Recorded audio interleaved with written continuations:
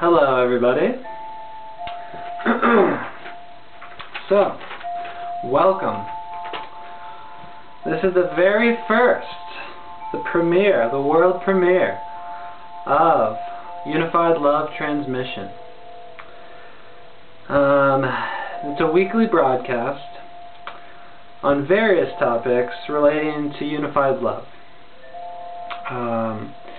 So the mission statement of this movement, you could call it, is to awaken unified love in people, in all beings. Thus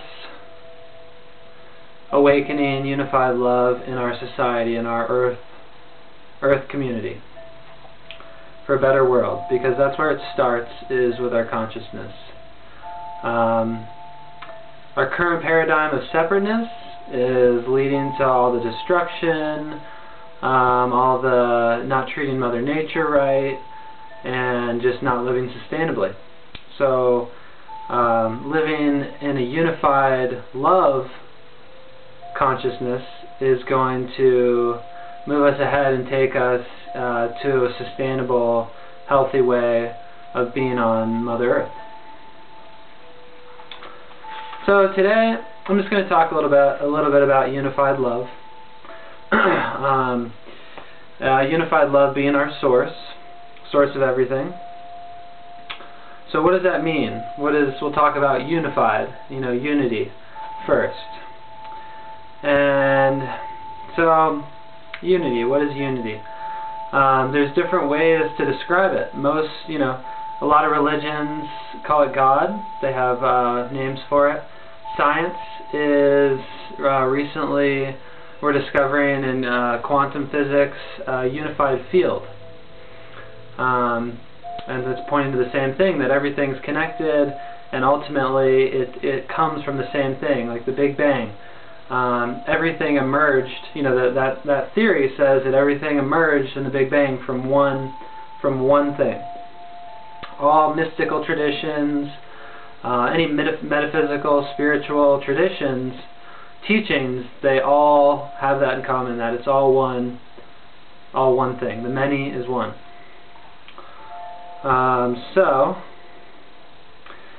You can check out, there's a foundation called the Resonance Project, led by Nassim Haramein, and he's on the cutting edge, the forefront of unified field physics. And I'll add a link in there about that.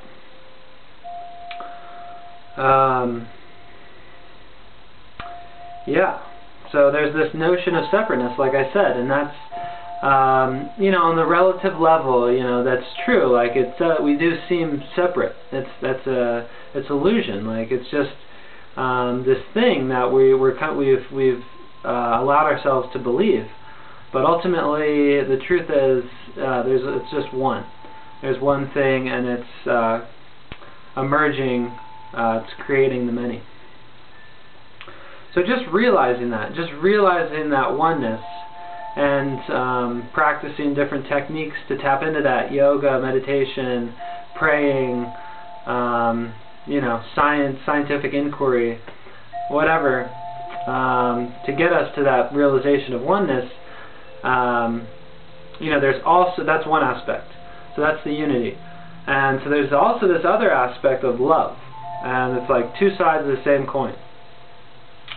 So love, it's almost like unity is like the shape of our source, and love is like the color. And so there's been scientific experiments with water. I don't know if you've heard of this, but this is Dr. Masaru Emoto. And I'll put a link in for that video. But basically they took water, and different people would feel different emotions towards the water. And so you'd have a group of people feeling a lot of hate, towards this thing of water. And then hate, anger, love, gratitude, the whole array. And then they would freeze the water, crystallize it, and then look at the structure of the crystals. And love, you know, obviously was beautiful, like snowflake, you know, type crystals. Very organized, beautiful. And hate and anger were like chaotic and not very pretty. And so that just shows that love is, you know, even that feeling, that energy of love is inharmonic with the structure of our universe. And water, being we're 70% water, you know, so that has a big impact. You know, if it did that to, you know, it shows that water is affected, and we're mostly water, so love affects us. So we can feel love. I mean, in my opinion, it's the highest, it's the best emotion, the best thing, you know. Love, like, what else do you want? Like the Beatles said, you know, love is all you need. And we all want it. That's what, you know, basically all addictions and anything we pursue, you know, besides our survival stuff, is like it all comes back. You know, we're looking for somebody in our life. It's just because we all want love, and sometimes there's a lack of self-love, and so we try to fill that void with, you know, grasping, you know, shopping, smoking cigarettes, whatever it is, whatever your thing is. So yeah, love is important, and it's synonymous with unity. And for example, in Buddhism, there's a metaphor called Prajnaparamita, the Great Mother, our source in Buddhism. Many different traditions. This is just one. And so she's holding in her left hand, she's holding what symbolizes unity, and in her right hand she's holding compassion, what symbolizes compassion. And she's one being, you know, holding these two things. So it's like two sides of the same coin. And she's the mother, the Great Mother. So that's where we all come from, you know, our source, like where the Big Bang, it all came out of.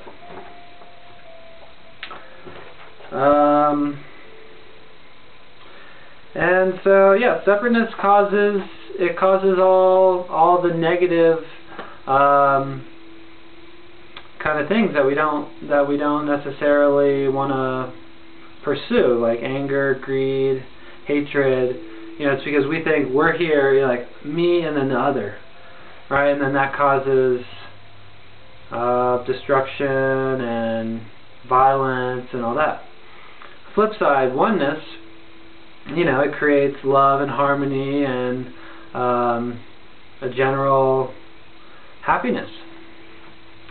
Because when we realize everything's one, then we naturally love it, you know, we naturally appreciate it, because, you know, if I realize that you're the same as me, we're both from the same source, then I naturally love you.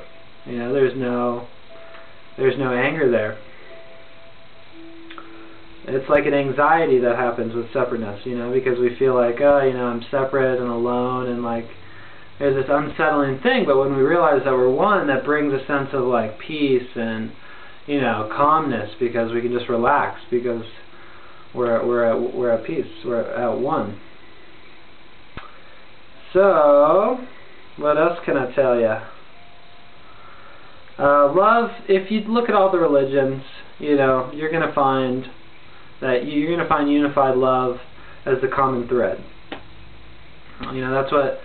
So for me, you know, when I see that all the religions, that's the one common thread between all the religions and all the mystical traditions, you know, that tells me that that's truth. You know, and it's like different sources are telling you the same thing.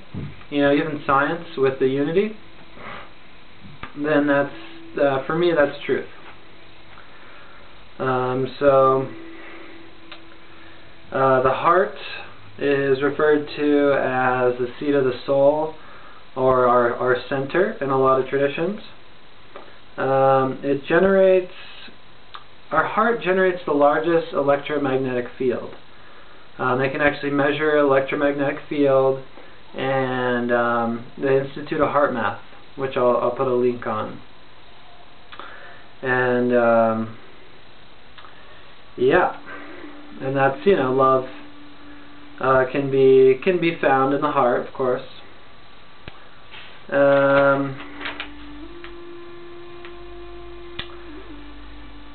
Yeah, I mean, yeah, I think I've covered it. Said everything I wanted to say about that. This is a real intro. I'm just getting started with this, so thank you for watching. And yeah, it's going to be a weekly thing. I'm just going to let it come how it does, and it's all going to be tied back to, you know, unified love, and it's for the highest awakening of all beings and our society, our community, because that's where it's going to start. You know, if we want to live on this planet in a sustainable, healthy way, that's what it's going to take, is everyone to realize the unified love principle.